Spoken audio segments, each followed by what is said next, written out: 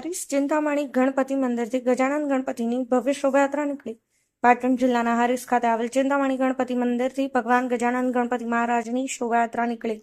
શોભાયાત્રા દરમિયાન ભૂદેવો દ્વારા પીતાંબર ધારણ કરી ગજાનન ગણપતિની પાલખી હારીસ ગણપતિ મંદિરથી હારીસ ગામ દરવાજા મુખ્ય બજાર સ્ટેશન રોડ થઈ ફરી ગણપતિ મંદિરે આવી પહોંચી હતી. પાલખી આવી પહોંચ્યા બાદ ગણપતિ બાપ્પાના ભક્તો દ્વારા આરતી સ્તુતિ કરવામાં આવી હતી. ત્યારબાદ હારીસ તાલુકાનું ઐતિહાસિક અને પૌરાણિક વાઘેલા તળાવમાં ગજાનન ગણપતિ બાપ્પાનું ધામધૂમપૂર્વક વિસર્જન કરવામાં આવ્યું હતું.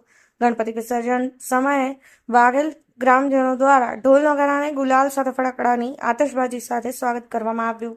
મહત્વનું છે કે સરકારશ્રી દ્વારા આજે સાંજના 5 વાગ્યા સુધીમાં ગણેશ વિસર્જનનો સમય આપવામાં આવ્યો હોવાના કારણે વાઘેલ અઘટિત ઘટના કે કોઈ બનાવ ન બને તેમાં અનુસંધાને ચુસ્ત પોલીસ બંદોબસ્ત પણ ગોઠવવામાં આવ્યો હતો.